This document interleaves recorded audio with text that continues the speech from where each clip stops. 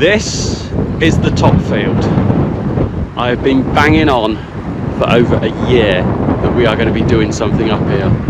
And now, finally, at long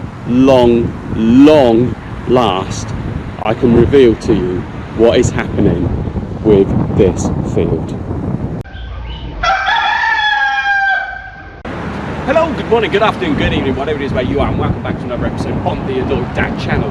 As I just said, after a year of effort, heartbreak, dealing with total imbeciles, and I mean that genuinely, I can finally reveal what is happening with the top field.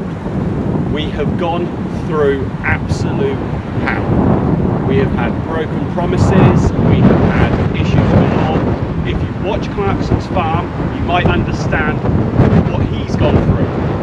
But we've gone through a similar type of thing, but on a much smaller scale development. Nowhere near as big as what he's doing, bringing in nowhere near as many people as what he is.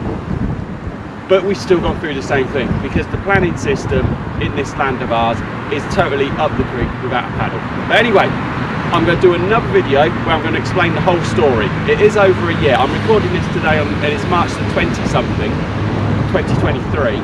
I started this March the 9th, 2022. So it has taken a whole year, but we're finally there. And what's happening? I hear you asking, what are we going to be doing? We are going to be turning this empty field behind me, 2 acres of land, into a camping and glamping site, for want of a better word, that will be open to holiday makers every year between March and October. So let's get you off of there, go and have a stroll around, and I'll explain what's going where and what we're doing.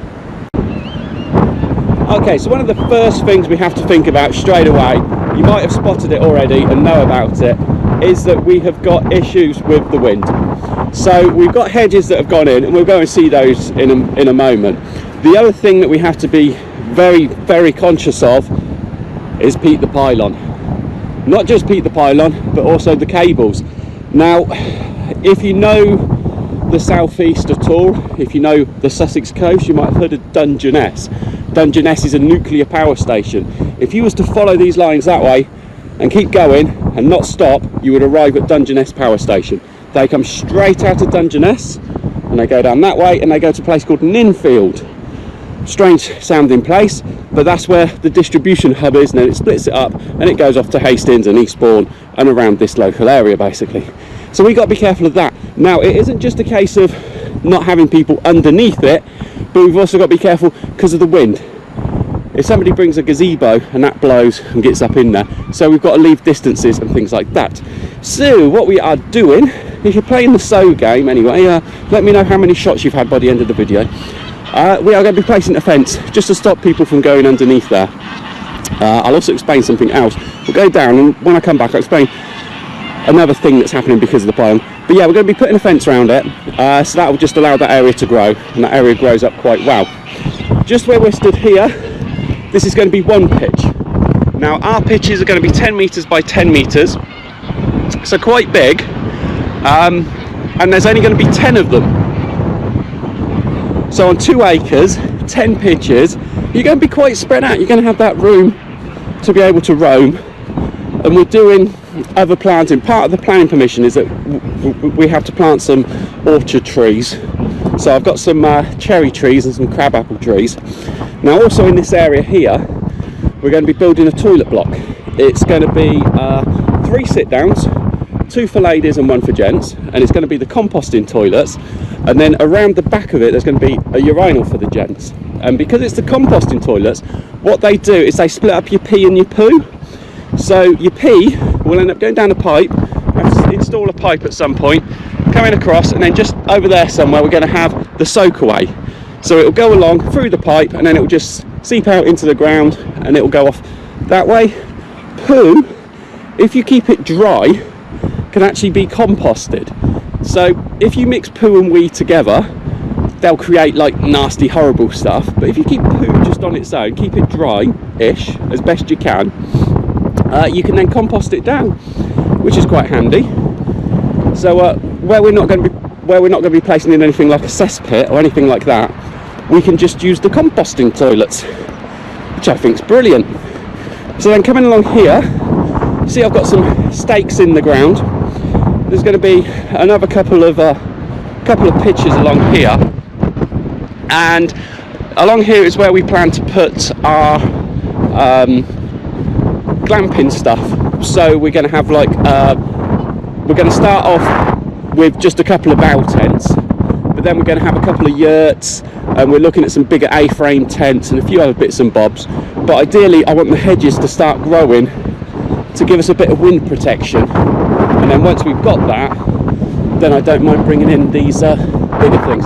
See, I'll put another hedge in right the way along here, going all the way along,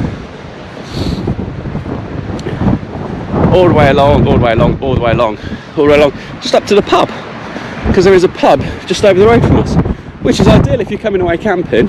You can just go out the gate 100 metres down and there's the pub. Unfortunately you can't go straight through there, that's not allowed. We haven't put anything in there yet, but you never know, it might happen at some point. So yeah, there's going to be a couple more pitches down here, areas where people can be, and we've harrowed the grass in here already this year. You can see where the horsey muck is spread out, but it's not really started growing. The horses have been off it for a few weeks. We've had rain and we've had wind and it's been quite warm, but it's not exactly springing back yet. So one of the main things when I've been talking to other people and I've asked them what their biggest issues are and the biggest problems with their sites, pretty much everybody turns around and says families. Families is the biggest issue, because they need to provide entertainment for the kids, and the old saying is the devil makes work for idle hands. And because we're quite a small site and we've got the bees and the geese and the ducks and everything else like that, if we was to have families on here, we would need to provide some form of entertainment for the kids, be that climbing frames, be that all of that sort of jazz. And I've got one massive climbing frame here, so we made the decision that we're going to go adults only, 16 plus only, but that also means that with the glamping side of things, you're mainly going to be attracting couples, so they're mainly going to be for 2 people rather than being for 4 or 5 or 6 people, depending on how many kids people have got, because they want to bring the kids with them to camp in their yurts and other stuff like that, which gives us the added benefit of being able to have smaller yurts, so we don't have to have that massive capital expense of getting the big yurts, because we can just get the smaller ones. So what else have they approved on us? So just over here you can see the rubbish area. Stuff's just been dumped there. It won't take much to move it all. This is going to be the car park. There's going to be enough car parking for 10 spaces, and what we're going to do is we're going to use that geocell stuff, so like the plastic squares just slot together, connect together. We'll put a bit of dirt over the top of them and then we'll seed it, so that just makes everything simple. But you can see where I've been walking through it, it is just pure mud at the minute. You wouldn't want to be bringing a car in there. I might bring the truck in, and that just about does it, but it can't tow anything out of here, I know, because I've tried it. Not when it's wet like this, because even if I put it into 4-wheel drive it just spins and it can't take any extra weight. So yeah, so that is that. And then our entrance gate here, they're not happy with how wide it is. They want it to be a little bit wider, so it needs to be made a minimum of 4.8 metres wide. But, you know, that's nothing. We can just build that. I can order the geocells to do 10 by 6 metres, which is 60 square metres, which will be just about there. That's about 500 quid. And to lay them will take a couple of hours maybe at the most, and then you're able to drive on them straight away, even if they don't have the infill stuff in them. The gate over there, a new gate, to be large enough, I think it's 16-17 foot, something like that it needs to be. That's going to be 300-ish, unless I can pick one up from somewhere else. And a new post is roughly 60 quid.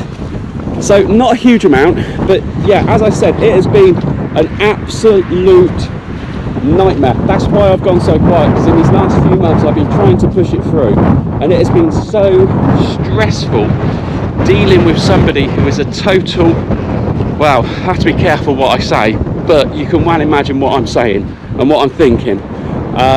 just absolutely unbelievable that they can claim a wage at the end of the week, because they have been that bad. But anyway, we are there now. We've got the permission. It's what's allowable. We're not restricted to the 28 days. We're not restricted to any of the other prescribed organisations or groups and their opinions. We've got planning, and it's approved, and it's on the land. So yeah, this is going to be my big major project this year. Just to give you a rough idea, we did calculate it that if we had 20% occupancy, that will bring in approximately £20,000 to the farm. Plus on top of that, I'm going to whack a shed over there, just a little garden shed. I've got an old one at home, so I'm probably going to bring that up and just whack that over there. And we'll be able to sell our eggs and our honey, and we'll be able to buy stuff from the local cash and carry and bring it in and put it in, you know, all of those sort of like camping stuff that people always forget to bring with them, like spare tent pegs and gas bottles and all of those sort of like stuff. So yeah, it's going to be a massive project to do, but it's going to be fun, it's going to be entertaining. So thank you so much for watching the video. Thank you so much for your patience. If you're a subscriber, if you've stuck around, there is going to be more hatching videos coming up very, very soon. We are going to be doing some crazy hatching challenges. I've got one planned which involves me having to go across water very soon. And yeah, until the next video, it won't be as long as the gap between this one and the last one. Thank you so much for watching, and bye bye.